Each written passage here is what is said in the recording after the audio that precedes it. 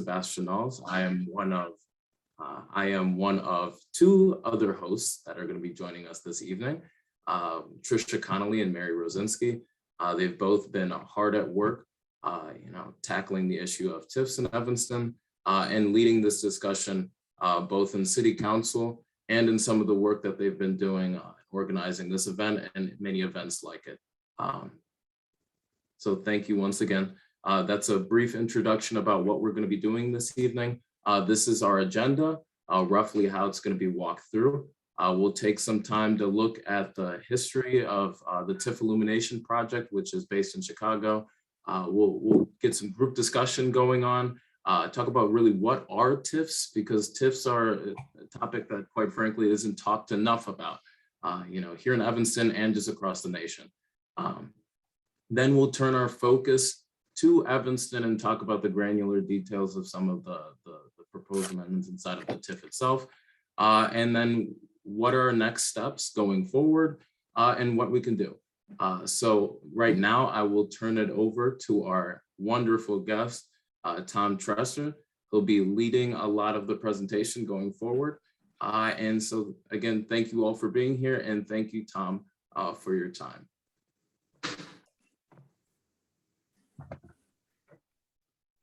Awesome, everybody. Thank you so much for turning out tonight. Thanks to our organizers, Sebastian, Trish, Mary, and the others who've worked with them behind the scenes over the last, not just weeks, but months, trying to understand and unpack what the heck is a TIF, why should you care, and what is the rush to bring a new TIF to Evanston? A lot of questions. We hope to answer as many as we can tonight. But first, a little bit about myself. I call myself a civic educator and public defender. That is to say, if it has the word public in it, we love it and we cherish it. And a lot of my personal work over the years has been motivated by a love and desire to lift up our public stuff. The Civic Lab is a Black-led 501c3 tax-exempt, community-facing do tank for civic engagement and social justice and grassroots democracy. We're located in Chicago, but we work with groups all over the country. And I guess you could say we're about expanding civic imagination. We believe that people need and deserve to know basic stuff in order to be powerful and to make the kind of community and country that they want and deserve. And understanding the money is a big part of that. We feel that that we have to understand how our civic dollars flow. So that's a little bit about the Civic Lab. The TIF Illumination project itself started in 2008 when I invite the great political organizer, reporter, Ben Jaworski, to a public meeting here in Lincoln Park. And he talked about TIFs. This is 2008. And I remember him waving his property tax bill around saying, your property tax bill is lying to you. That was my impression of Ben Jaworski. And I got fascinated by TIFs. And so I started to look into it. It came to a head when we were organizing against the Olympic Games in 2009.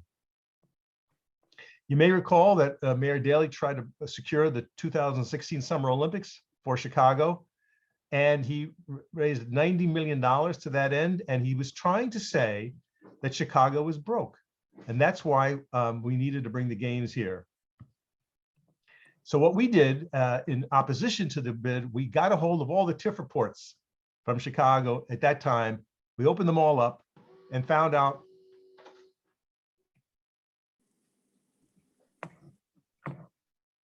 You're muted. We got a hold of all those TIF reports, opened them all up, and there was $1.7 billion sitting in the TIF accounts. Oh my goodness. So that's the start of my obsession. All right, fast forward. We started doing public meetings all over the city. And my friends, today, this meeting right here is our 183rd meeting. Let's hear some noise. Let's make some Zoom noise. Well, I think a lot of people want to understand TIFs. Yep, educate the public. That's right. Over 13,000 people have come to these meetings. And so now you're going to be among the illuminated. We're working with organizers in 10 cities, including the good people of Evanston, to try to understand what is a TIF, why does it matter, and how does it fit into the larger issue of economic justice and economic injustice. We invite you to go to www.tifreports.com, where you can see a lot of our work. And there's a lot of training information and background information for you. So that's a little bit of the setup. And you can follow the chat. I'm dropping some links in the chat for everyone as well as Tom speaks there. All right. You want to take this, Trish? I will take it. Okay, this should be super easy. I'm sure we all have things to say on this one. What are some bad decisions Evanston has made over the past few years regarding our public dollars that upset you?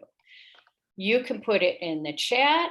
You can unmute yourself. We've got to be somewhat careful about, being on, aware about people who are unmuting and maybe stepping on someone. So I think we can do that easily and be respectful. So who's got an idea they want to share, either in the chat or by telling us? Well, I'll start with the Fountain Square project, which started out at about $4 million and I think ended up at $7 million. And it was TIF money that was left in the project that they did not want to release to the bodies, but that would turned out to be a $6 million project and it's still broken. Diane has her hand up. Yes, the Robert Crown Center was a big disappointment. Originally, the city manager was placing it around $8 million, and it ended up being $56 million. There was supposed to be Friends of Robert Crown group that was supposed to raise a huge amount of money for that. Never really came through, and now we have such a terrible burden on our budget for a double ice skating rink when we really should have had only one. And goodness knows how did we get from 1 to 2? I think it's closed room deals between developers and the city manager that just steamrolled any public comment on that issue. So it's very undemocratic. It's in the dark. And it's one reason why I'm very politically active, to try to get more progressive aldermen in office. Could we stick on TIFs? Oh, Could we stick on TIFs? Well, we're talking about This is public different. dollars. We were going to go back to TIFs, but TIF have to do with also our public dollars. And so we're starting out with, what is it that bothered you about how we've spent public dollars? Because TIF also includes public dollars. So I see in the chat, James Park lawsuit, 8 million. I see lawsuits that we've had to pay out on. Robert Crown, there's a couple of more comments about Robert Crown. So thank you for those in the chat. Anybody else? Betty Esther has her hand up if she wants to unmute herself. Thank you, and I did it right this time. In terms of, if you look at public dollars, all you have to do is to look at the expense for the payout at the city managers at the city council meeting, every council meeting, and to see where there is the misuse of funds there. But since I came to this, and this was about the TIF, one thing I would like to ask Mr. uh, sorry, forgot his name. It went blank. At the Thursday meeting with the alderman, and the gentleman said that they had to put the thing about the eminent domain in the TIF write-up, because that's what it was in the state. And my question to them, and they didn't ask, and so they said that, and well, they put in there this time the statement that they would not acquire any private property through eminent domain.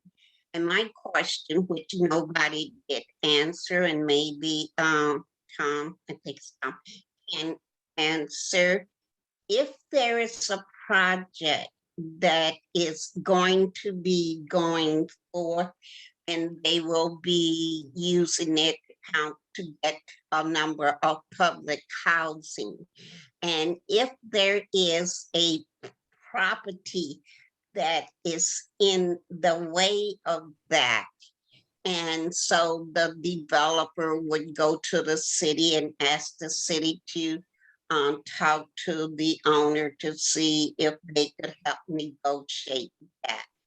Then in that negotiation, with it or without it, it winds up in court. Because that's how Illinois deals with its laws, that everything is settled in court. So they wind up going to court to see, can you take this person's house, and is it really, really a value to the city to have this property, rather to the community for this property. So can they do that? And saying that they doing this because it is a value to the community to take this property. And we'll have time for Q&A at the end. So any questions can be asked. I'm seeing Nick has his hand up. Nick, I'll ask you if you can just drop your thing in the chat, because I do want to make sure that we are on time. So if we could go to the next piece.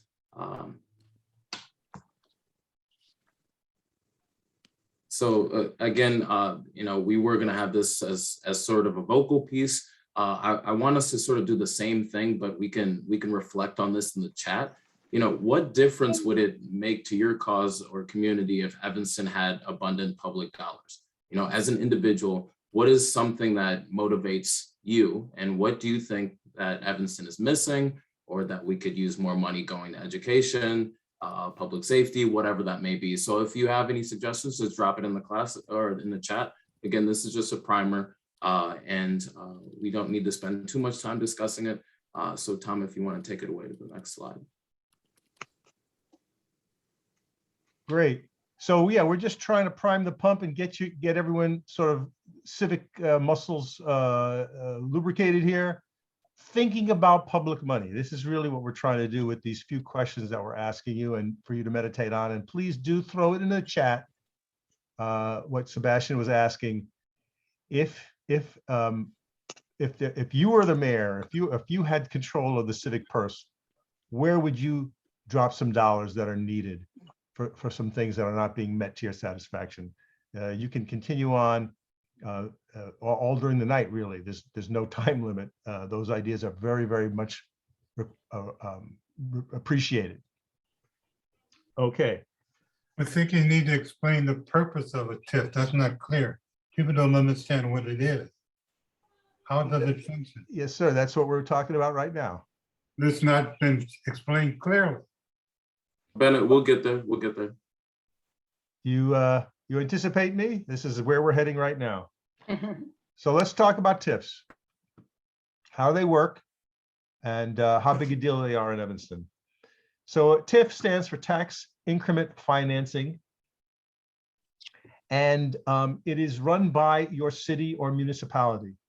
It's created by the state law, but each city occupies and makes its own TIFs. So the TIFs of Evanston don't interact with the TIFs of Chicago. And the TIFs of Chicago don't interact with the TIFs of, say, Berwyn. And they're all controlled by the mayor of those places.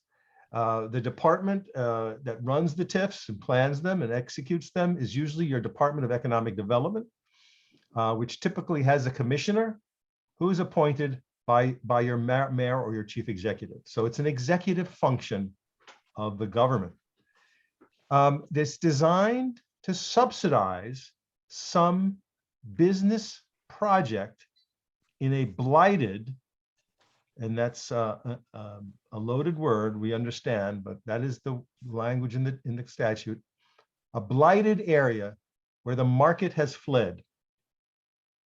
So there's two tests in order to bring a TIF into the world. The first is your community blighted?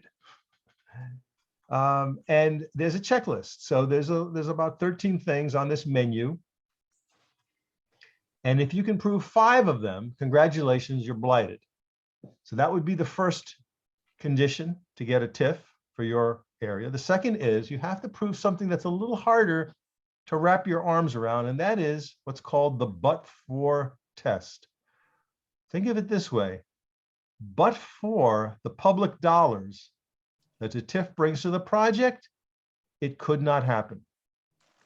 So that that Tom Trusser wants to build a shopping mall in your community, I would go to the bank and say, I am a developer. I want to bring a little mall here. It's going to be a $3 million project. I have $1 million, but I need $2 million loan. The bank would say, yes, we have a loan for you. It's 5%, it's 7%, whatever it is. I take the loan and I go and I build my project. I then charge rent and hopefully I make a profit. But if your community is blighted, what does that mean? It means a few things. It could mean there's crime there. It could mean that there's a lot of social problems, that maybe people are poor and they can't afford the products that I'm going to sell in my mall. There's a lot of value judgments attached to this term. And at the end of the day, the bank might say to me, Tom, you know, you're trying to put that mall in a really crappy part of town, to be blunt. And so it's a risky proposition. We can lend you the money, but it's at 20%. Oh, I can't make that work. I need some help. Can I get some free money, basically? And the answer is yes. If there's a TIF, the city can give me up to 30% of my project. Now, is that a loan, like I got to pay it back? No. Is it an investment, as if to say the city, meaning you, the taxpayers, own part of my project, like you're an equity partner? No, that's not what it means. And so what happens if the city gives me $1 million for my project? I put it to the bottom line. I build my project. I charge my rents. I make my profit. And I go my way. Now, what happens if that project fails and it goes belly up and I go into foreclosure? Do the city get its $1 million back? No. What if I sell the project? So I built it for 3, use one of your millions for the project from the TIF. And what if I sell it for 5? Do you get your money back? No.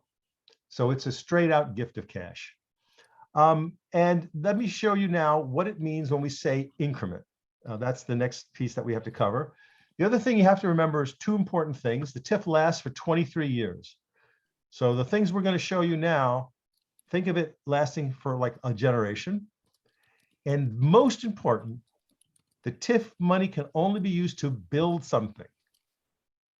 It's very important you remember this, because if you want to hire people for your community, in other words, if in your formulation for what the community needs has to do with hiring bodies like a teacher or a nurse or a sports coach or an extra fireman, or how about a librarian to keep your branch library open to midnight? If any of those ideas cross your mind as what is needed in your community, a TIF cannot help you. They cannot hire people. They can build something, but not for the people to operate it.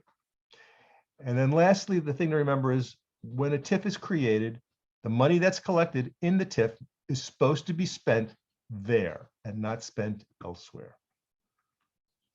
All right, those are some of the basics. Now, this is a real TIF in Chicago. I use this as an example. You see the dark black line is the TIF District drawn in the 24th Ward of the city of Chicago. It was created in 2000. So what happens when the TIF is created? Basically, we count up all the properties inside the TIF. And let us say, for the sake of argument, that there's 1,000 properties in this TIF. Well, the county can tell us how much property tax those properties are generating. And let's say, for the sake of argument, for this particular example, it's $1,000. So the properties are generating $1,000. This is called the base. So that's the first thing you got to write down, I guess. After, if you wrote down TIFs, you should be writing down its property taxes, only for hard costs, created by city, last 23 years. So this $1,000 of your base that's being collected by the properties in the TIF are being used to fund local government. So this is another famous diagram that you'll see all the time. It's this little triangle. So when we talk about the base, that is this right here. That's the base. So in our example of 1,000 properties generating $1,000, the first thing you notice is that it's flat. It does not increase over the 23 years. This TIF lasts for 23 years. So we can see that's a problem, isn't it? Is anything going to be the same cost next year as opposed to 23 years from now? I don't think so. So we've just identified the first public policy problem with TIFs. That $1,000 that is going to the local units of government is the same for 23 years. Now, let us say, for the sake of the example, when the TIF starts, that's $1,000 right here. But now it's 10 years later, and things have happened in our TIF district. There's new properties that have been built. There are higher property values. The TIF collects 100% of all that incremental value. So that's the term tax increment financing district. So let us say, for the sake of argument, 10 years into our TIF, the amount of property taxes being collected by all the properties inside our TIF is now $5,000. The difference between the base here and what is collected is how much? Anybody want to shout it out? All right, so we got the 4,000, but That's the answer. So the difference at year 10 is $4,000. So that's how much money has gone into the TIF. So this happens every single year, this calculation. Year after year after year after year after year after year after year after year, up until the 23rd year. And all that money that's in that we're talking about, all this what's called the delta, that goes into the TIF district, like a separate bank account. So that's why we say that we show you this, that this money right here is on the books. It's part of the budgeting process that everyone can see if you choose to attend to the budgeting process. You can see how the mayor is proposing to spend your money for the next year. And if you don't like that, you have an opportunity to speak up to your alderman or to your city councilman or to the mayor in person or in other ways to say, I like or I don't like the way my city is going as reflected in the budget. But this stuff right here from their TIF is not on the books. It is off the books and it is not part of the public budgeting process.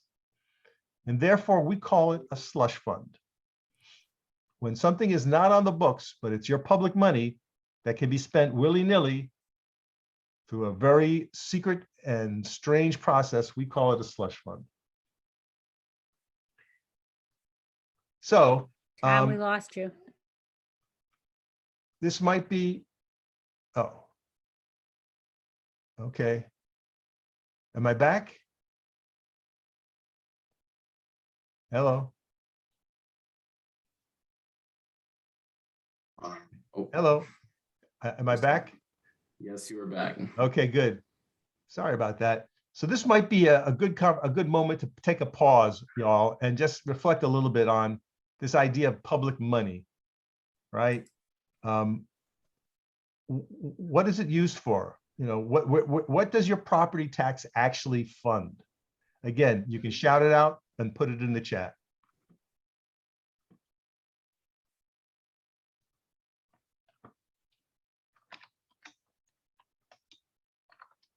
Now I'd like to invite, I notice we have Paul Vallis with us in the conversation too, and I'd like to invite Paul to add to this, having had so much experience also along with Tom of TIFs in Chicago. Great. Oh.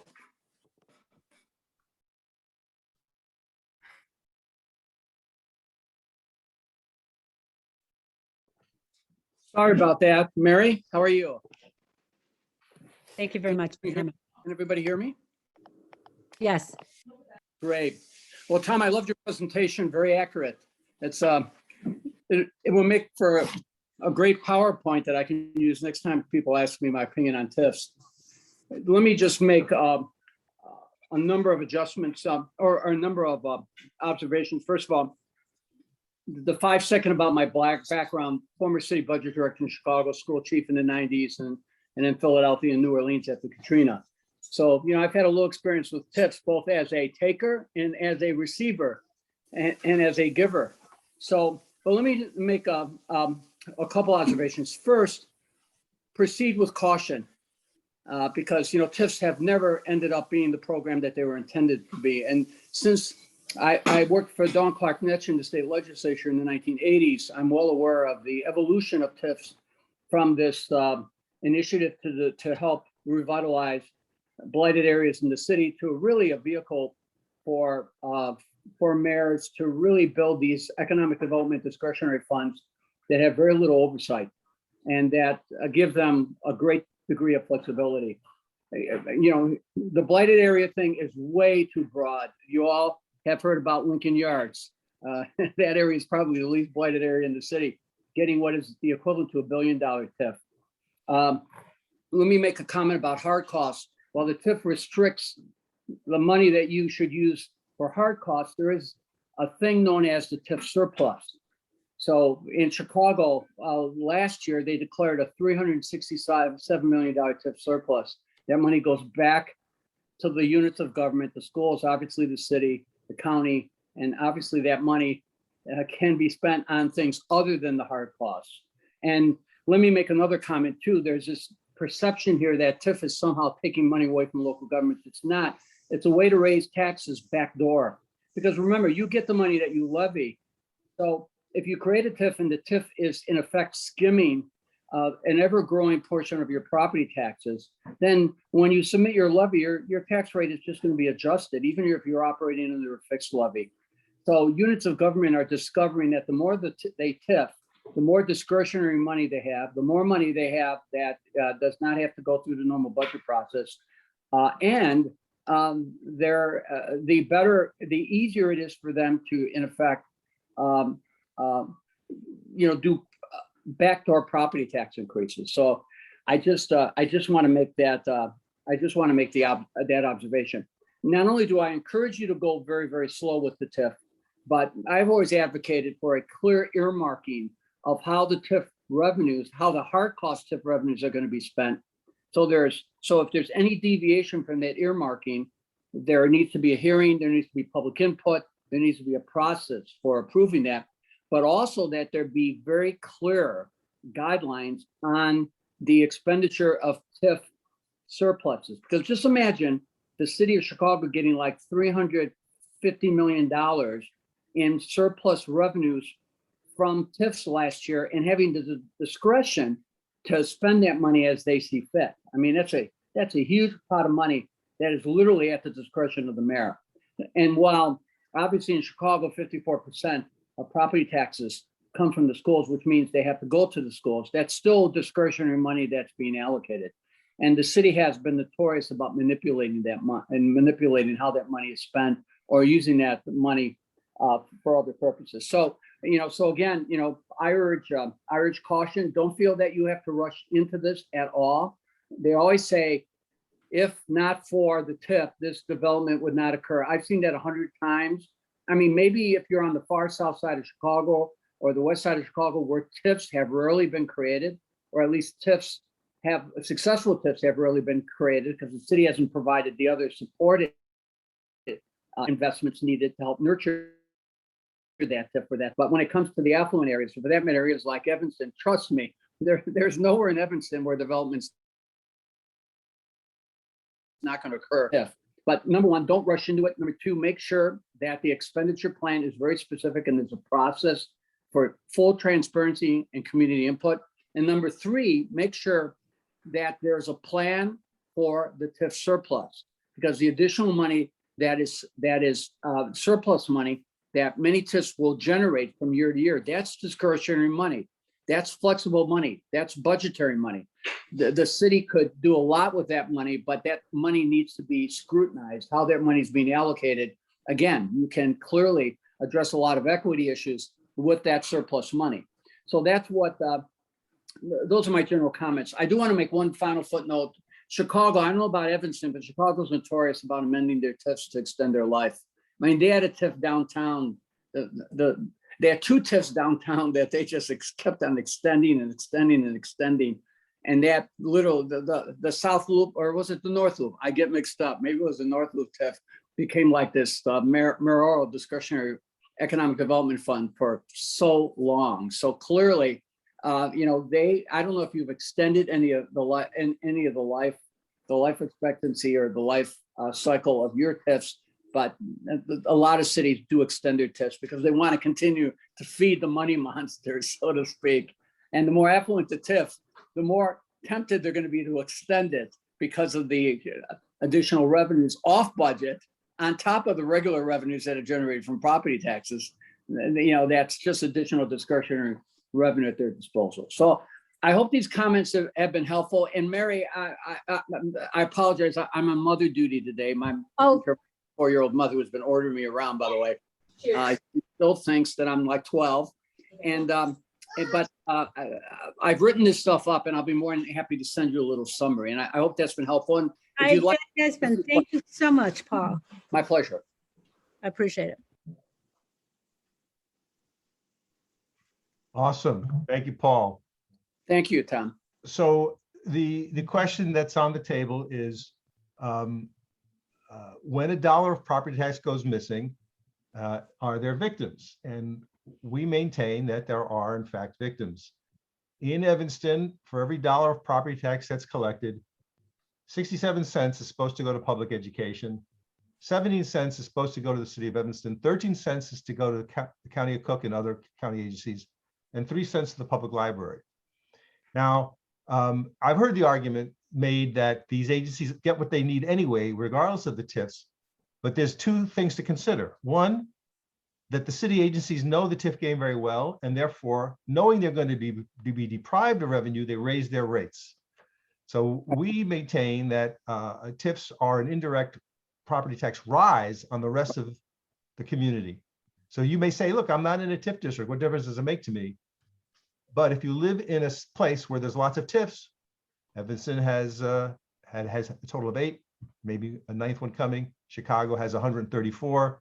It matters very much. And also, according to the statute, schools can get more money than they would have from new construction. So if something that's being constructed is taking TIF money, property taxes offline, that is a problem. So we maintain there are victims. And to make the point, we find school districts suing their own mayors all over the country over TIFs because it's a bad deal for the schools. So that's one thing we want to make. So now let's talk about just how big a deal are these TIFs, and let's talk a little bit about the scope. So in the county of Cook, as of most recent numbers, there is a total of 440 of these bad boys, 136 in the city of Chicago, and 304 in the suburbs. So that's about 90 municipalities across the county of Cook. They're basically everywhere. And you can see from the little colored spaces, you know, that show the TIF shapes, they tend to touch each other.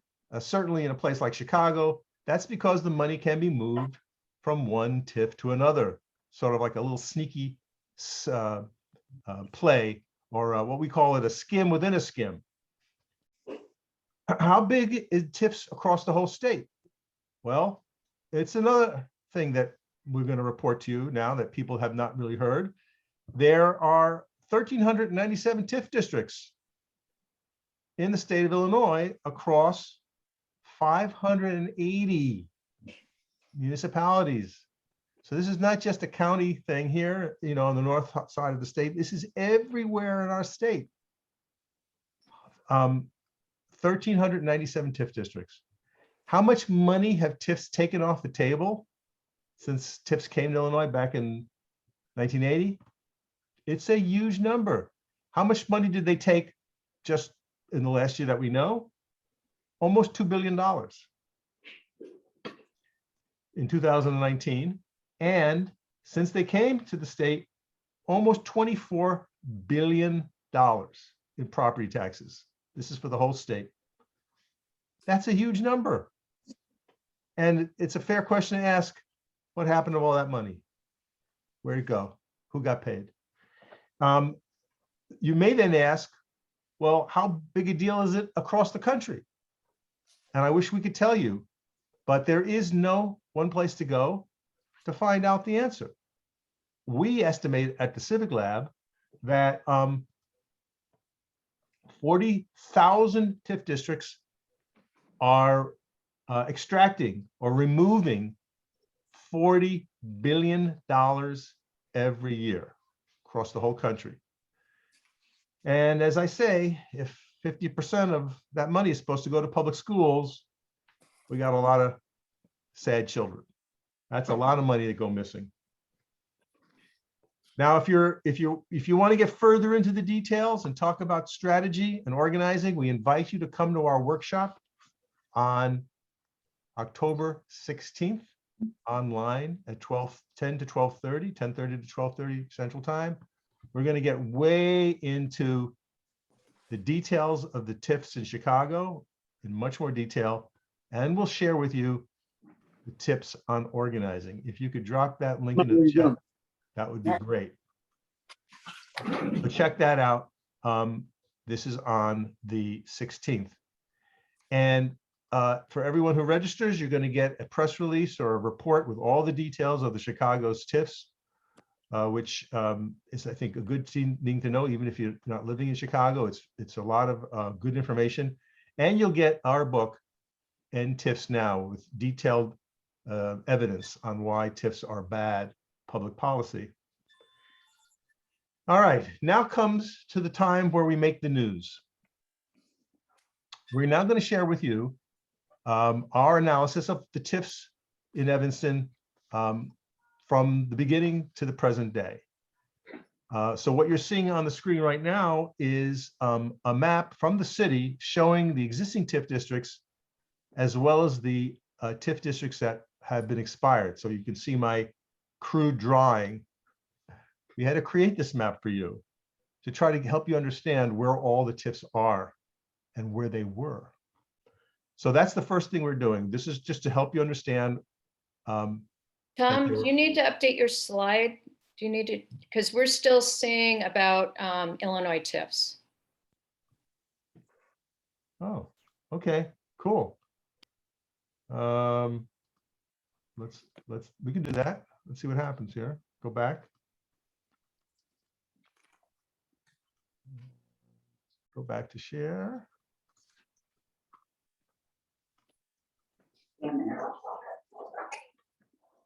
Hopefully listening to their program.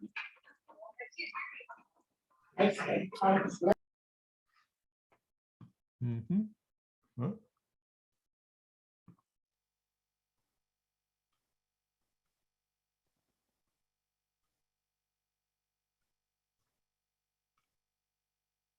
Huh. Seem to be having some issues. We do see the map now. You do? Okay, cool. I don't know what happened there. Okay, so as I say, that's with the hand-drawn lines in red are the TIFs that no longer exist. So just to give you a sense of the geography. All right. Now comes a slide with a lot of information on it. Don't worry about it if you can't read the details, because I'm going to put into chat right now, in a minute, this document. So it'll show up in your chat, and everyone can download it by just clicking on it. So that it'll take a minute or two, but keep your eyes peeled for it. But what this chart tells you is a few things. How much money the TIFs have taken from the taxpayers since they started back in 1985, and the answer is $191.7 million. So let me repeat that. All the TIFs, the ones that used to be in operation but that are no longer around, plus the 4 TIFs that are in operation now, in total, removed almost $192 million off the table. So you're saying, okay, correct. And so it didn't go to the school budget, it didn't go to the general fund, it didn't go to Cook County. It was just money that we all paid in tax dollars and went into those specific funds to help development in those funds, correct?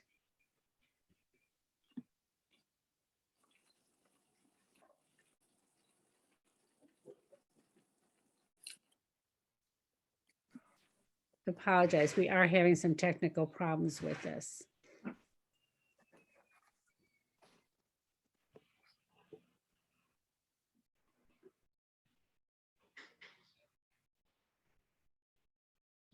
Tom, can you hear us? You'll need to answer your question again. Tom needs to unmute. So what I was saying is, to Mary's question, is we're not sure of that answer, and I'll explain why in a moment. But the first headline that we revealed to you that has never been known before is this headline: TIFs have taken almost $192 million of your property taxes. And the question is, what happened to it? The second headline we reveal is that the 4 TIFs that are active right now spent about $2.4 million in 2020. The next thing that we reveal to you is how much money was in the TIF accounts at the end of 2020. The answer is $5.7 million. So I think that's another thing worth noting. As your city struggles with the pandemic and other pressing needs, is there something that might be useful that $5.7 million might be used for right about now. And to give you the kind of a scale, the Evanston's budget for 2021 is about $113 million. So we're talking relatively quite a bit of money.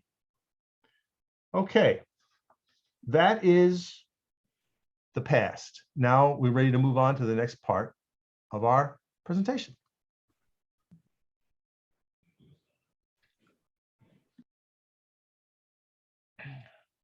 Sebastian, you want to take it back?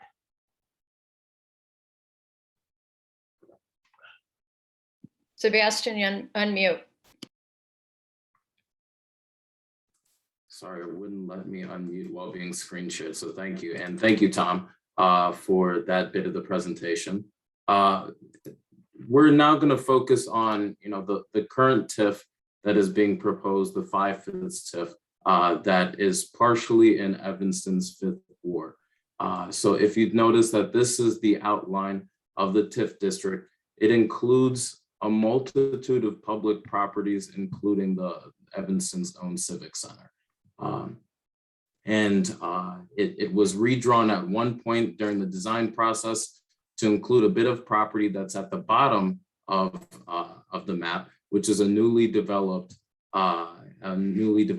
residential building, so that those new revenue streams can be included into the TIF district itself. And we see that this report was provided by Cade McKenna and Associates and the City of Evanston. It was released in September. There was preliminary information that was released ahead of that time, but a lot of the information that we've received from the city recently has only come in the form of documents or small hearings or small meetings in the past 2 months. So this has not been a conversation that has gone on for very long. And as residents have attested to this group, and then as well as across Evanston, whether that's in the form of public comment or actually going to these meetings, a lot of residents don't even know that this is going on. Many residents aren't happy at the fact that this is going on as well. So there's a number of issues that have been brought up during this entire process and during this presentation itself about TIFs in general, but TIFs in Evanston as well. This is a little bit of a look at some of the estimated project costs and how that money is going to be allocated. I think that Paul did a great job earlier explaining that the city should have a concrete plan on how they are supposed to spend their money and spend those TIF dollars. And any deviation from that plan should have to seek approval from Evanston residents. There's a lot of question marks on this, on these estimated costs. There's interest costs pursuant to the act. That money will leave the city of Evanston and won't be used in any projects whatsoever. There's public improvement funds, infrastructure improvement, public facilities improvements, and there's not been a concrete guide on how this money will be spent. There's been no notice of any projects that will be upcoming, whether that's a redesigning of Fleetwood Jourdain, if that's working with the District 65 to provide a new school for the area. None of those conversations have taken place. As recent as the previous city council meeting, District 65 released a letter saying that they do not support the current TIF and will only do so if there are further negotiations that are had to protect the residents of the area going forward. So these are important conversations that we should be having and going to the city and saying, hey, we need to understand where our money is going to go going forward, how it's going to be spent, so this doesn't become a reiteration of some of the previous TIFs that have been seen in Chicago and across the United States with irresponsible spending. So again, thank you, Tom, for your presentation. Thank you, Paul, for jumping in. We want to use this time now as Q&A. I know that there were a couple questions that were asked. If you're interested in speaking, or if you have another question that you would like to drop in the group chat, please do so. If you'd like to speak out loud, please use the raise hand function and remain muted. We'll ask you to unmute. That way we're all respectful of each other and each other's time. I want to limit some of these questions to about 2-3 minutes in length if you want to go really in depth, because I want to make sure that we have an opportunity to really discuss and use this as an avenue to generate some conversation. So on that note, thank you again all. Are there any questions, any raised hands?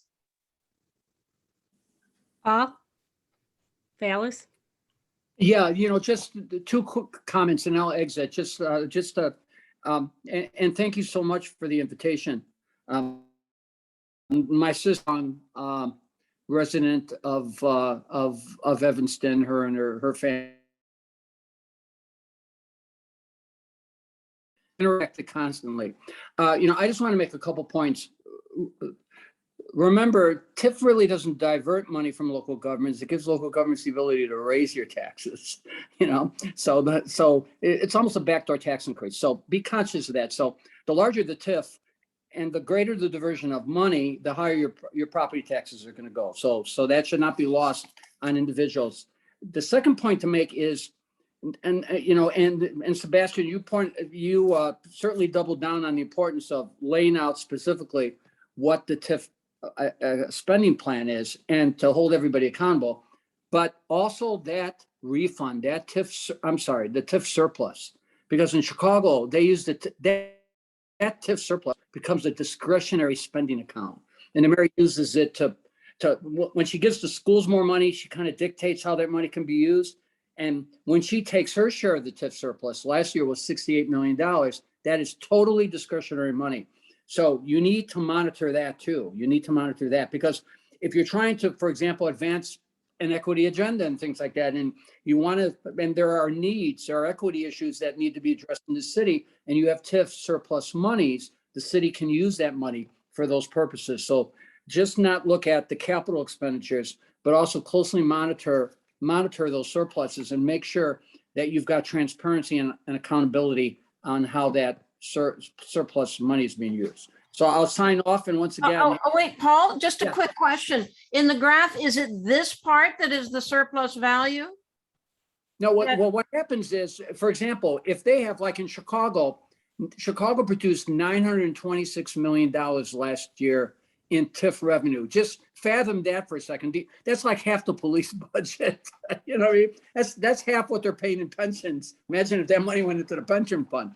So, but they didn't spend $926 million on TIF projects or on debt service, because a lot of times they'll create a TIF, they'll issue bonds, and then they'll bond, and then they'll pay the debt service on the bonds from the revenue from the TIF. So Chicago last year had a $330 million TIF surplus. So that money, that's discretionary money. 50% went to the schools, 30% went to the city, 20% went to the county. So what I'm saying is, you can use that discretionary money for other purposes. So you want to make sure that if there is discretionary money, you set priorities on how that TIF discretionary money can be spent. So are there school issues that need to be addressed that discretionary money could be spent on, that the community wants? Are there issues regarding the city budget that discretionary money could be spent on? It really gives you the opportunity, if you get a handle on it. Sometimes you can squeeze the TIF for more discretionary money every year. It gives you discretionary money that you should spend on things that are priorities of the community, and not discretionary money that is spent, to satisfy. And I'm not criticizing the mayor. I don't know the mayor. I know BIS from my legislative days. But the bottom line is, you want to make sure that you know how that this TIF surplus money is being spent. The community should have the right to intervene and to have input in how that discretionary money is being spent. I haven't confused anybody, have I? And you're saying it doesn't come from here, it comes from somewhere else. That's right. Yeah, well, where it comes from is the TIF produces X amount of money. And so every year you have expenditures and you have revenues. And in most of Chicago's TIFs, the TIFs are used to finance debt service on bonds. Bonds are issued, like the TIF that they're building in the North Loop, the TIF they've created in the North Loop. There's going to be about $1 billion in infrastructure. So that TIF, and they've drawn that TIF, so it really includes areas of the city that are experiencing property tax growth. So they've been the city where property taxes are increasing already. But if the money that year to cover the debt service is more than what is needed, that money can be declared as surplus money. And then if there's TIF surplus money, that TIF surplus money is supposed to go back to the taxing districts or go to the taxing districts. So in Evanston, the schools are at 66% of your tax bill, right? In Chicago, they're 54%. Technically, the schools by right should get that share of the surplus. The city, what is 20% or 25%? I don't know. The county's 15%. That money should go back to them. So you need to be monitoring not only the capital plan and are they deviating from the capital plan, but you also need to recognize that if there are TIF surplus revenues going back to the city or to the schools, you need to have some input on how that money is being spent. You understand what I'm saying? I didn't confuse you, did I? Because I can do that. I can. That's All my right, mother's. we're gonna keep moving on because I see that there was Carlos put his Okay. up, Priscilla put hers up, and then Ann Rainey, and then there's a question from Connie. So let's go. Carlos, you want to go? You're muted. Carlos, you're muted. Did I get it? That's it. Okay, 3 concerns. Number 1, look at me, Sebastian. I have gray hair, okay? And I am 70-something years old. People who will benefit from this TIF are not born yet, okay? It'll take about 20 to 30 years for any benefits. So therefore, it's not any benefit to me as an individual, as a Black taxpayer in the 5th Ward. Secondly, with these increase of property taxes as the properties increase, to give you an example, the properties currently I own were producing, I had to pay something like $5,000 a year in income tax. Now it's up to $8,000. That $3,000 will go into the TIF that probably will take another 10 or 15 years to build. But in the meantime, a person with a fixed income still has to meet this increase in property taxes every year, which will only end up in expediting gentrification. So take a look at everybody Black. We're going to be like the dinosaur. You're going to say 20 years from now, Blacks used to live in Evanston. What? Black people lived in the TIF area? Yeah, they ain't there no more and will never get back. So with all this planning, no one in the 5th Ward has been involved in the planning of what we want. Where are the jobs? Where's the low-income housing? Where's the incentive for landlords to build up their houses when the average home in my neighborhood is 100 years old? There is nothing. There's been no foresight. There's been no kinds of collaboration with the community in this particular TIF. This is a rip-off at Barnum and Bailey circus proportions. Thank you.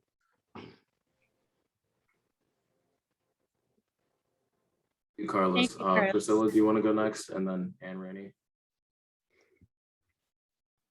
I didn't know if there were any comments to what Carlos just said, or if that's going to be. I want to know, and maybe I want to be sure of what I've heard, although I have heard similar things in Evanston that the value of property would go up. And when the value goes up, the taxes go up. But will the money that has been skimmed off from TIFs be recovered from raised taxes citywide, or from residents only in the TIF area, or from new structures that are being built in the TIF, in the new TIF area, and requested? Are these new structures going to be requested by the residents who live here now? That's a two. I'd like to answer to those 2 questions. Well, let me see if I can respond to Ms. Giles. So the first point in reverse is if you're trying to improve a neighborhood like the 5th Ward that has been disinvested or neglected, as Giles was saying. I didn't say that. The city is saying that. As the gentleman who just spoke was saying. Then you might say, well, shouldn't the whole city chip in to fix that community up? So if we've neglected your community for 100 years, and say you need a new subway station, I mean, that's not, a thing for Evanston, but something big and substantive that is not there, that becomes part of the city's overall plan, to be paid for by bonds, which everyone pays for. But when you put a TIF on a community and say to that community, that's the answer to your neglect and to your woes, you're basically saying it's on you to lift your own self up. That the city as a body politic as a whole puts you in the hole, but the city as a whole is not going to lift you out of that hole. You got to lift your own self out of that hole. And since if your community is already struggling or of modest means, a TIF is clearly not the answer because it's going to capture big rise in property. So where's the property going up? It's not in your community through no fault of yours. So that's why we say this blight is a loaded proposition. And we have to ask who blighted who. This stuff didn't just happen overnight. It didn't happen by accident. So we at the Civic Lab say TIFs are racist. I'll be blunt. True. And we don't think they can be reformed or used for the common good. Now that's our position. You're free to come to your own conclusion. And so it goes back to the question of, well, what should a city do to get people out of a hole? And it's not about these rifle shot projects that are focusing on one property. Because if I'm the business owner of getting the gift, why shouldn't the business owner 5 blocks away? Why shouldn't he get a gift? Think of it this way. Tom Tresser opens a pizzeria. Mary Rosinski opens a pizzeria across the street from each other, okay? Tom Tresser gets a TIF that allows me to buy my pizza oven so I can charge 50 cents less per slice. But Mary's pizza is better, but she sells it cheaper. Is that fair? Is that how we're supposed to work? That the city gifted me so I could buy my pizza oven? Well, that's kind of what is happening with TIFs. So the other part of your question, Priscilla, is what is the money being used for? Can we please have someone explain in unambiguous language what they want to build on you and who's going to own it? Who's going to make the money? Who's going to make the decision of what will be built? Yeah, I mean, it's going to be the mayor and the alderman and the developer, frankly. But I mean, if they want to build a high rise or a strip mall or whatever it is that what you want? No. And if it's not what you want, they ought not build it. And they ought to ask you, the residents of the 5th Ward, what do you need? The presence of which would make your life better. Not in an abstract way, but like tomorrow or, 6 months from now. What? And be as specific as you want to, right? It's your money. It's your city. It's your community. And if the answer is we need 50 more teachers or gardens or whatever it is, that's for you to say. And in our experience, and as I say, this is the 183rd public meeting we've done, the neighbors are never asked. You're told. Right. Hopefully that's responsive. Thank you. Thank you. Thank you very much. Ann Rainey? Hi. So first of all, Evanston is different structurally than Chicago. Our school district is its own taxing body. So that's a little different. Our mayor is not voting on any TIF. He's not allowed to vote. He can vote to break ties. He can vote on who the new city manager is, but he can't vote on any of our TIF districts. I'm not sure, I don't recall having an excess in any of our TIFs over the years. And we do bond in most cases for all of our TIF expenditures. So we might have money left over in a budget at the end of a year, but it's usually something that is part of an ongoing expenditure. So we've got to pay, we're paying the easy payment plan to the market in the next year, or to, some ongoing construction project. So I only know of excesses when we are at the end of the 23 years. Then we've had some excesses, and that's because we've had some really successful TIF projects. I think we only have 5 right now. Mary probably knows better Yeah, than I I think do. we have 4. This is the 5th one. Oh, we're in, right, that's why it's called the 5th. That's right, we are. No, actually, you know what, Anne, you bring up a good point, because the name, the 5 TIFs, anyone I've talked to who knows about TIFs have never had a TIF named after I know, a racial issue. yeah. It's So- it's a little odd. It is odd, right? Anyway, so we've had more. I mean, we've Yeah, we had 9. This we've is the 9th. retired numerous TIFs.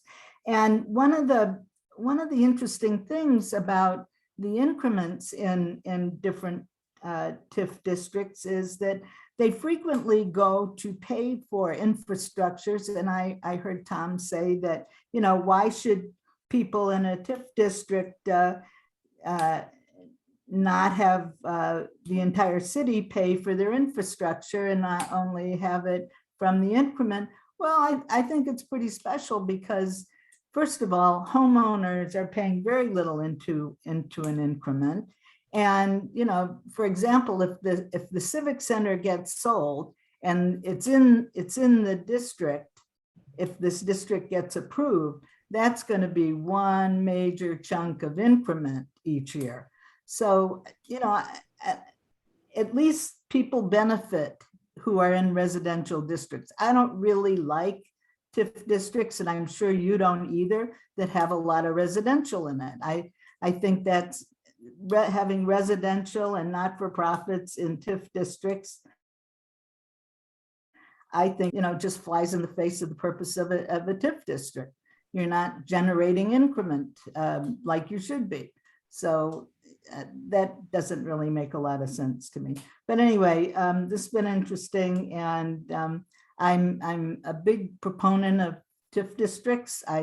If they're done properly. And one of the things Evanston has, we have an excellent reputation of, and I know I can't separate myself from the city, so I say we all the time. I'm no longer a part of the city, but I am a resident here, and in my ward where I live, we have 1 active TIF right now, which we haven't extended the term, but we've expanded the length of the district. And we've been really successful, and it's been amazing what we've been able to do with them. And we've not been sued, et cetera, et cetera. So, I mean, I believe you have to admit, Tom, there are TIFs and there are TIFs. I mean, I heard you mention, you're talking about the south side of Chicago. I heard Vallis mention that. And I think we've done a good job. So that's all I have to say, but thanks for doing this. I would like to thank you, Anne, for your comments. And I would agree that there has been some really good stuff on Howard.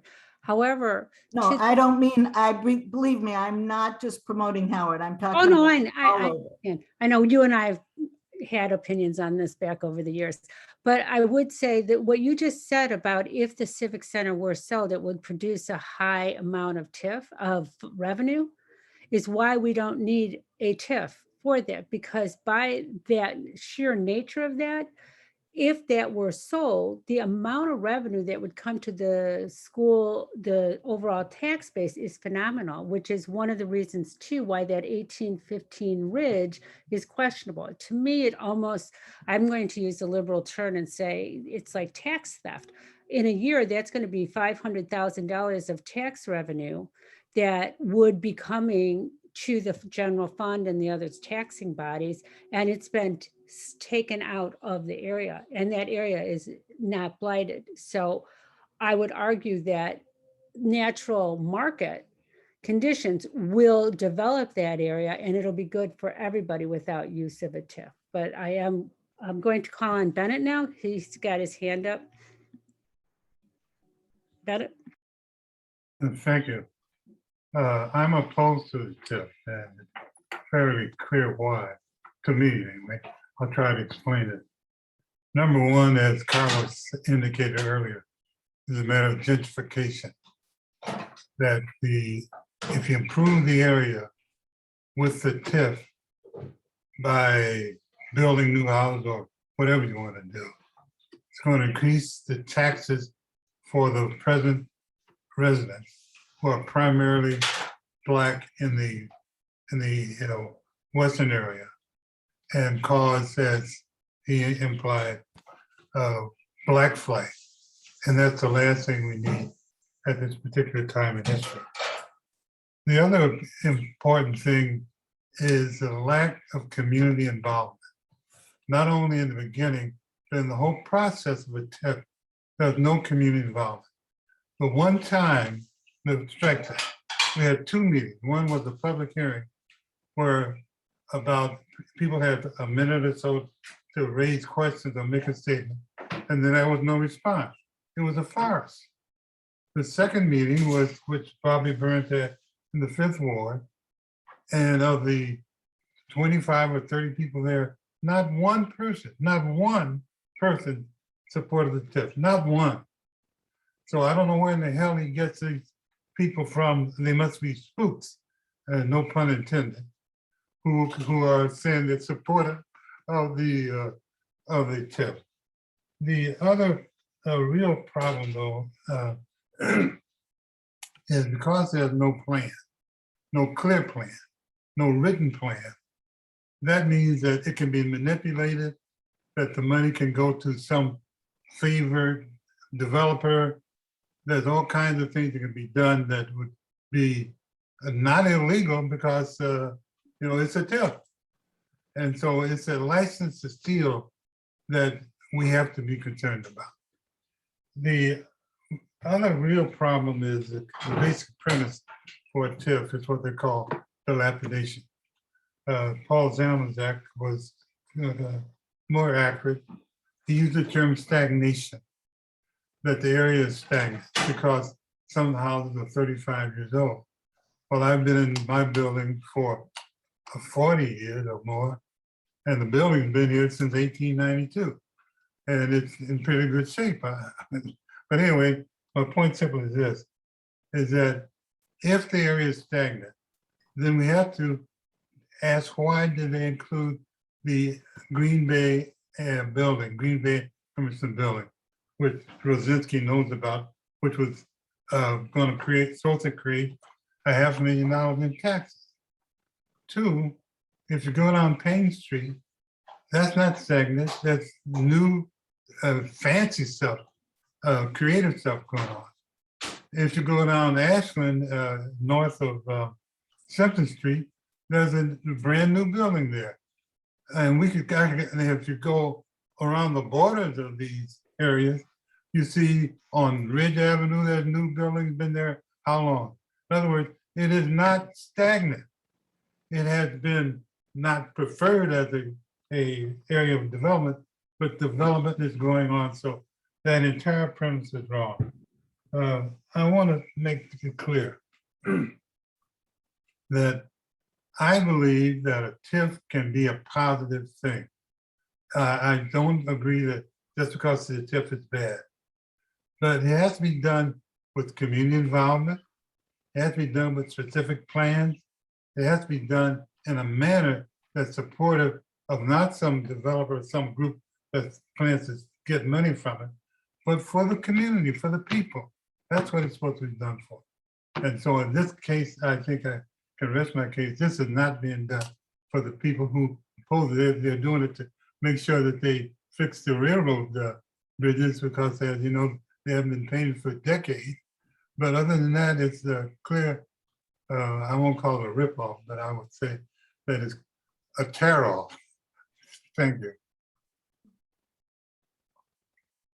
Okay, and Connie, you had a question, and then Priscilla Giles. Who controls the TIF money, and is it the mayor, the city manager, the alderman, or the ward? Could someone address that?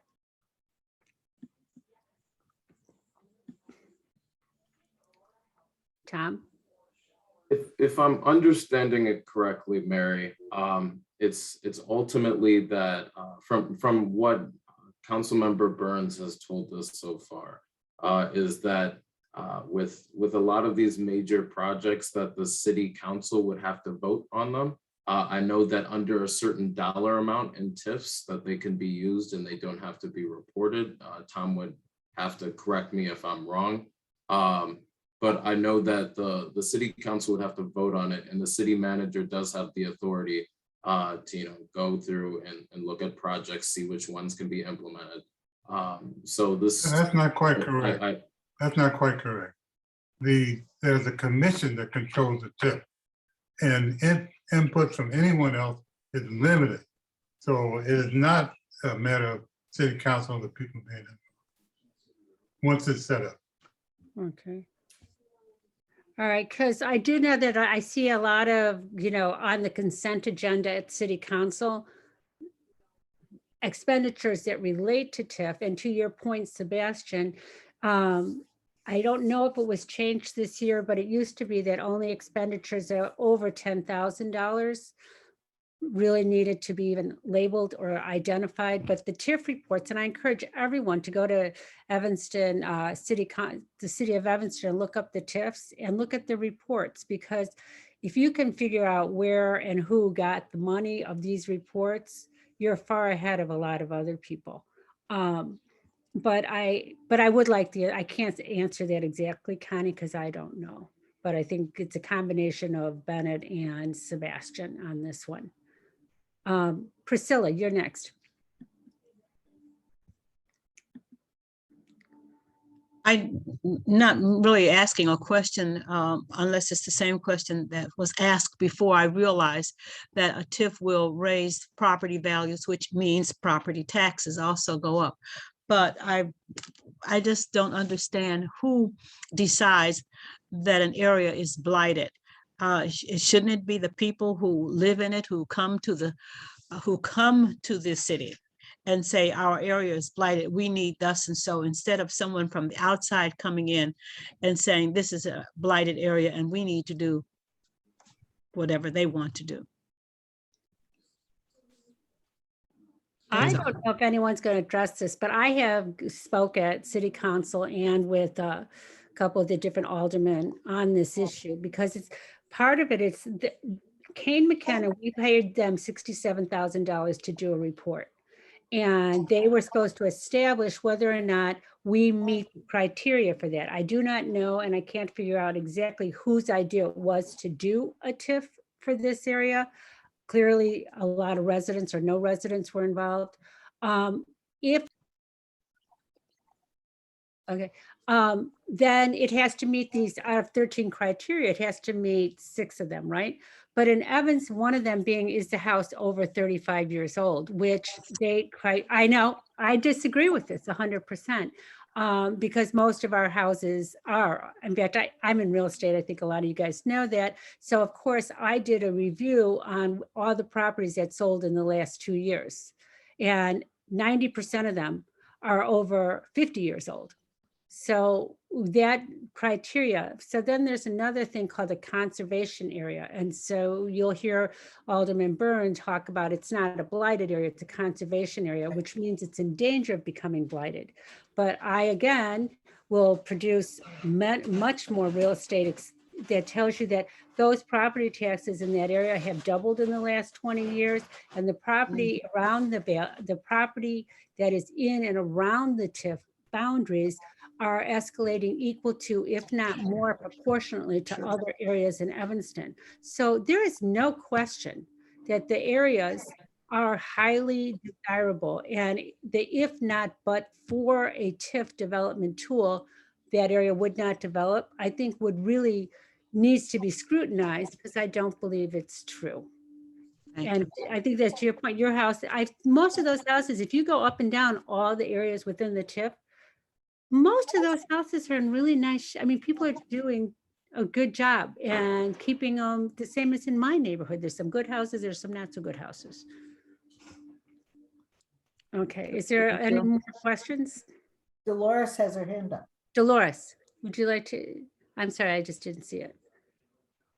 It's brown, so it's a little hard Oh, to there see. it Just to offer a little bit of hopefully clarification based upon my memory. This TIF is not, the concept of this TIF is not new. It goes back until probably about 2005, 6, 7. And we were not able to do some things even while I was on the council. I certainly know that Alderman Rue, previous to Alderman Burns, also had it and talked to the community. I also want to say that Alderman Burns has had several meetings at the ward to talk about it. So there's been community input. And there are some of us, I have been a spook or not, who do support it, me being one, because of some of the things that I think it can do for our 5th ward. And so I just wanted a little clarification. It's not new. It just didn't come up since he became alderman in April. This has been ongoing. The discussions were there. Those of us who are concerned about affordable housing and making sure that we can continue to stabilize housing so that people who do look like me will be able to remain in Evanston. So that is one of the goals. And whether that's stated clearly to other people or not, I do know that that's there. So that's just one thing. Thank you, Mary. Thank you. I think that, you know, people want affordable housing. I think one of the issues, and Dolores, thank you for bringing that up, is that there is no specific plans. And I think I've talked to hundreds of people over the last couple months on this, and without knowing where, what, how, it's just plans. So it's just ideas. It's like goals without SMART goals, right? So people really want to know more how it would be spent. So it's like, slow it down, discuss it. I've been to 2 of the ward meetings. Bobby's had 2 meetings, you're right.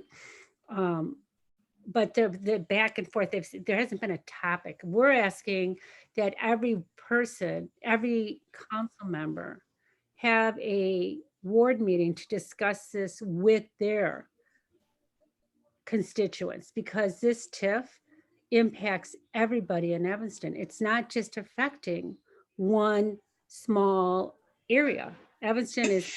You're absolutely right, Mary, but I want to just answer me this one question. And I know you've been around a long time attending meetings and stuff. I have never, ever heard that request come for any other TIF that came to Evanston. And I am sorry, I'm having a little problem with that. Because of how that is now such a focus. And maybe it's me, maybe that I'm hearing it wrong. But no, I've just never ever heard that before.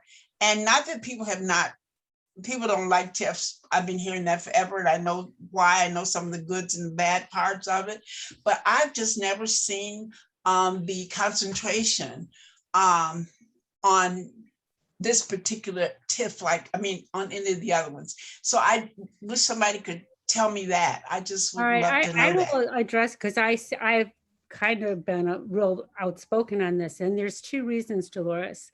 One is that it involves 14 acres of public land. This is unprecedented in Evanston TIFs, and I don't know about Chicago, so I'm going to defer to Tom on that. It involves school district land, the land behind Foster. It involves Northwestern land, which is non-tax land on Ridge. It involves land that doesn't need to be, it's not like the overboard where Best Buy was, or, you know, other areas that have been undeveloped. And in addition to that, they scooped in when they drew the boundaries on this,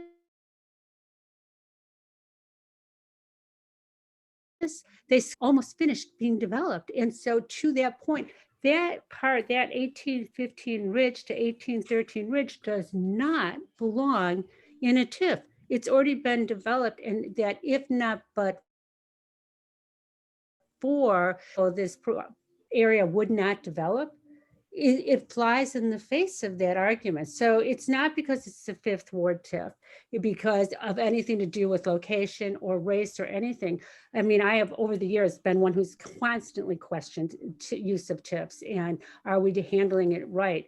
But because this involves our public land, it involves our seat of government, it involves so much, our vehicle management.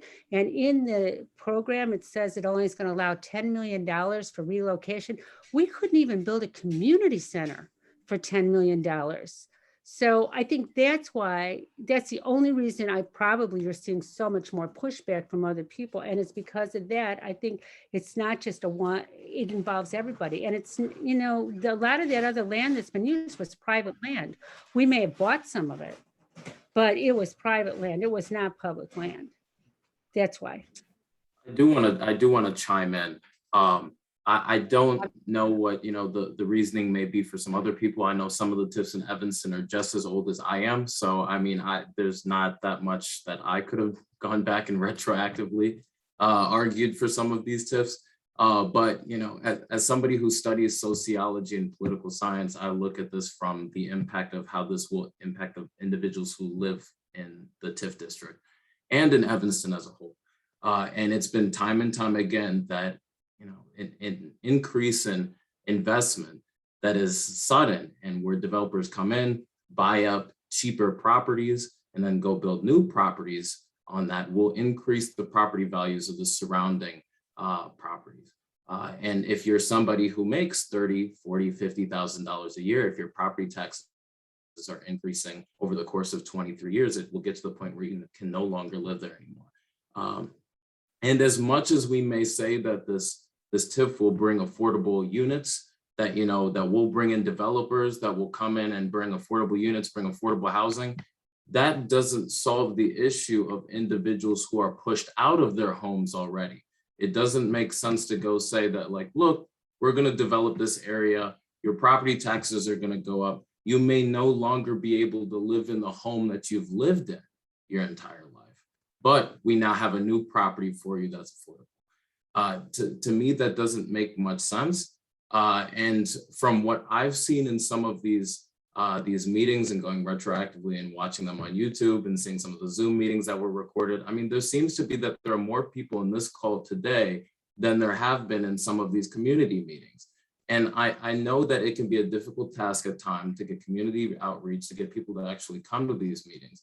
But we have to understand that a hearing or a public meeting cannot purely consist of 20 people and we call it a day and said that we needed, or we did the most amount of community outreach that we needed. We truly need to understand how the people in the Fifth Ward want in terms of a TIF, if they want one, if they don't want one, what can we do in terms of development to help them? Because there are alternative ways to fund projects. I mean, we talk about the Fleetwood Jourdain Community Center. I spent my entire childhood there playing basketball and doing a whole bunch of programs. And if we were to say, create the Fleetwood Center and make it into a multi-purpose center where we can hold events, where sports tournaments can come, we can hold classes, then this can be articulated as something like, look, why don't we implement a hotel tax and increase in taxation of hotels because of the increased amount of people that are going to come to Evanston because of the renovated Fleetwood Center that can hold all these events. We're going to ask that you chip in and help pay these bonds off. That there are a number of projects that if we lay them out, go step by step and actually say what we're going to do, that we don't need a TIF to achieve some of these. So that's just my response to it. I can see that there are a couple hands up already in response. So Mary, if you want to. Sebastian, could you, I just noticed in the chat, I think Betty Esther put something, a comment in there. Did you want to read it? The residents put together a plan back in 2005 when the residents asked if they could benefit from the West Side TIF. We were told that the residents were afraid that the city would take their property, so they did not put the residential property in the TIF in 2005. I was 5 at the time, so I don't know that much background information in that regard. So if anybody wants to chime in on that, feel free. Alderman Rainey should be, she was one of the aldermen there, so was Dolores during that debate. And there was community meetings. Priscilla, Carlos, Bennett, some people that's died moved away, and the TIF came up, and we said, well, would the TIF be able to, the resident be able to use the TIF to help them improve their property? And we was told that no, the residents was afraid and they didn't want it there because they was afraid that the city would take their property. The residents wasn't afraid of the city taking their property. The city just did not put that statement in there. And Betty, for if you whatever remember, reason. if you remember, that's how the West End area TIF got drawn in a different way so that there were no residential properties included. If you remember, Bennett, you should remember that as well. So that's why, because that scare tactic or whatever was used as not being able to help residents with their properties at that time. So that's why I said it goes all the way back to 205. TIFs have been discussed with this area for quite a while. But Not only we that, was you were asking- we was asking that the property be put in the TIF and extend the TIF from like Wesley back to the canal. So those residents that needed help in with their property being fixed and everything, that they could use get money from the TIF to do that. And the reason why is that, well, no, we can't do that because some of the residents are afraid that the eminent domain, that the city would take their property. So, and I'm having a hard time understanding, why would you put eminent domain in this TIF that they could be subject to their property being taken from the city, by the city, through the court with developers, and they're helping developers? Don't understand that. when the citizens wanted to use the property that was across where the Emerson Square is, that was when they wanted to improve, enlarge Fleetwood, and they were denied that, and they were instead they have how long it will be affordable. And affordable, I mean for poor people and low income people. We did not get that. Okay. All right, are there any other questions at this moment in time? Anne? Sorry, I don't know how to put that little hand up. I think it's in the chat room. Oh, okay. First of all, I think Sebastian mentioned adding a hotel tax, and if that's what he said, and I'm not sure, it was garbled, we have a very high hotel tax right now, so that's already taken care of. Second of all, I'm wondering, is there any concrete proof in the city of Evanston? I'm sure in Chicago there is, and in Rockford, other places, but is there any concrete proof that any of you can point to that a city of Evanston TIF created increased residential property taxes? I would love to see it, because I'd like to know when that happened and how it happened, so that people could, who are much smarter than I am, could look at that and see why that happened, because the reasons that I'm hearing are not, they're not working for me. So if there is any TIF that you can show me using as substantive evidence that happens, I would like to know about it. And Okay. I don't expect you to tell me right now. Well, I think that's a really good question, but we have three people, and can I come back to that after Trudy, Trisha, Trudy Bennett, and then Trisha?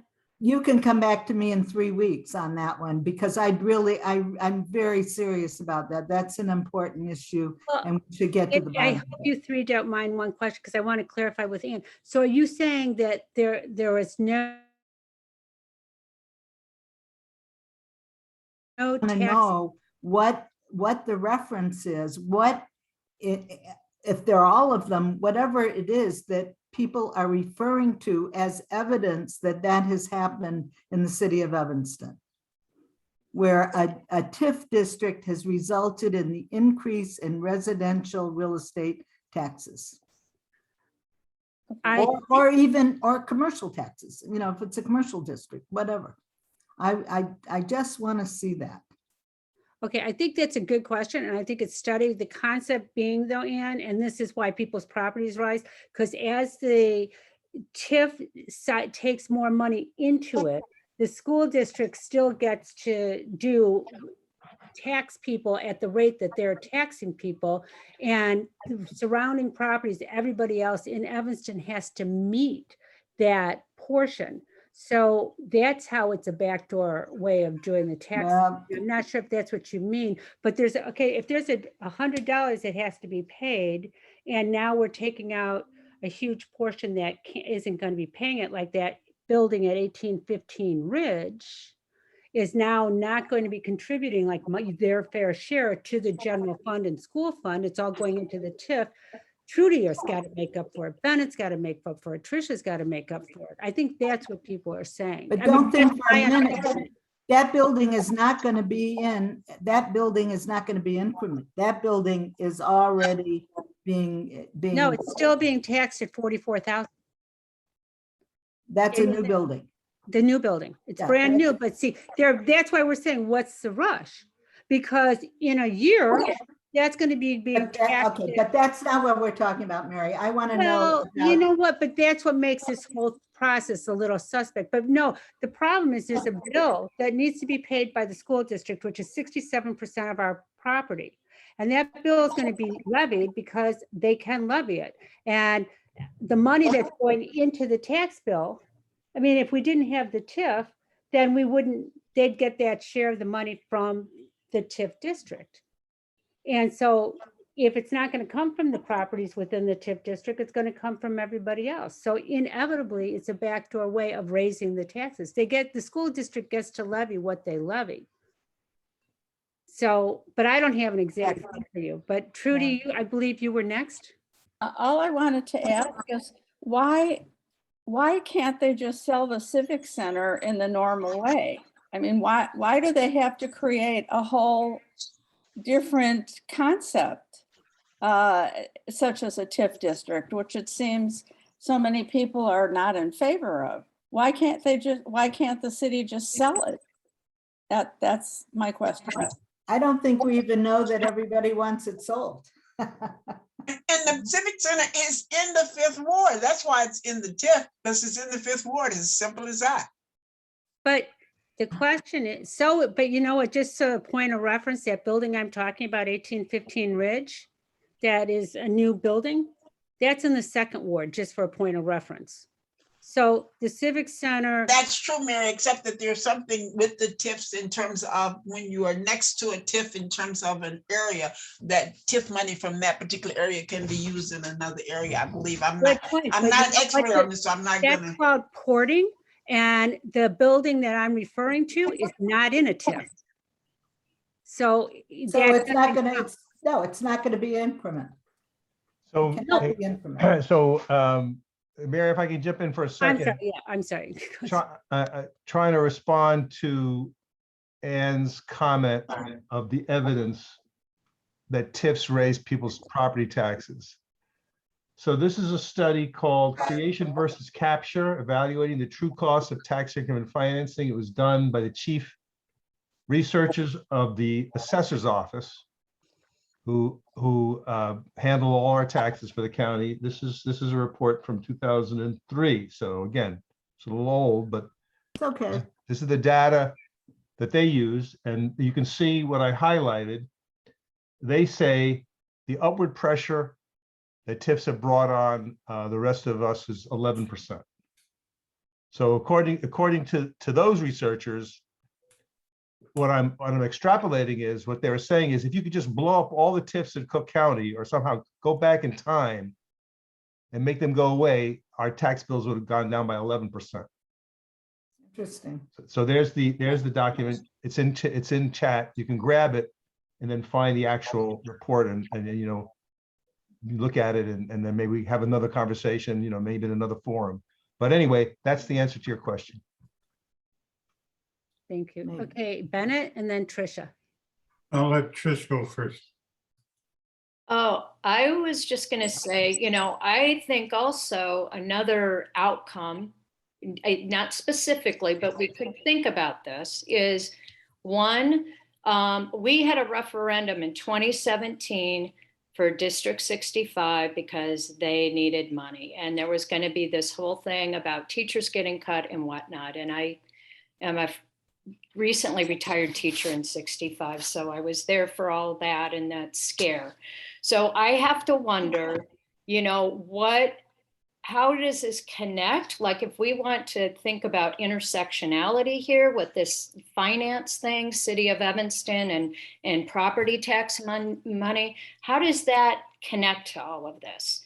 In addition, in 2025, it's been said out loud and reported by the press that District 65 is anticipating a $10 million deficit.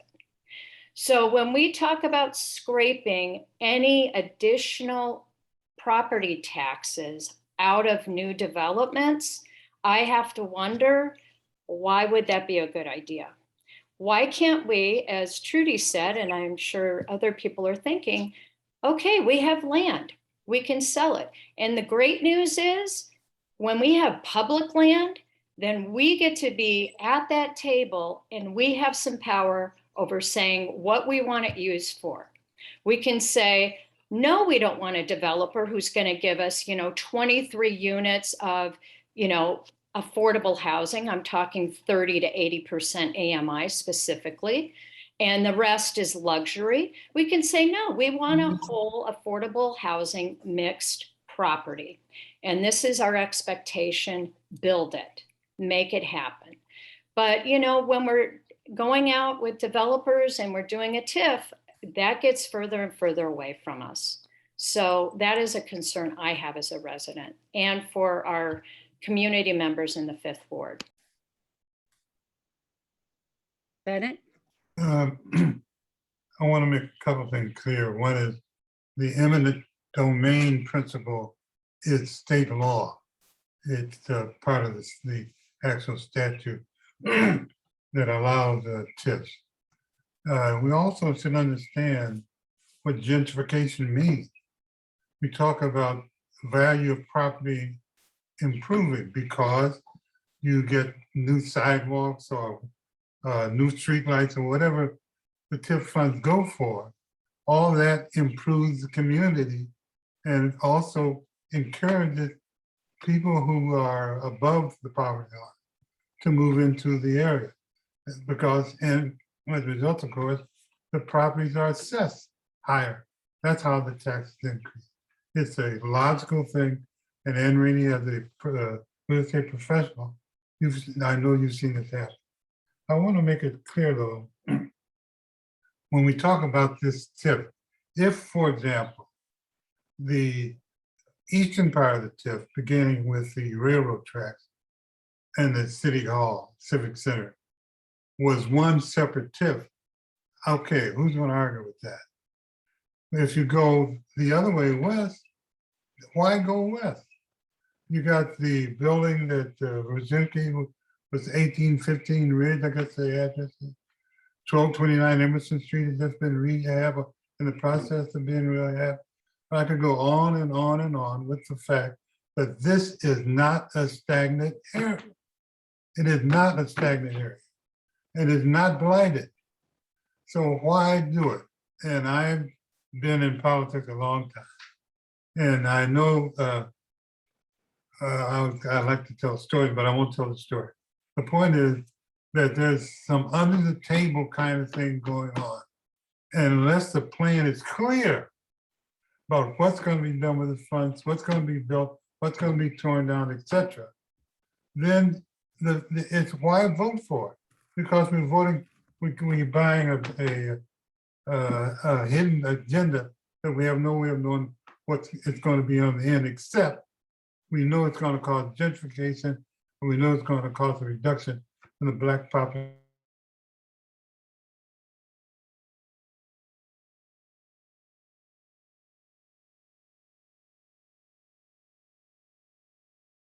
You're muted. I'd You're like to muted. just bring up one other thing. I was reading through the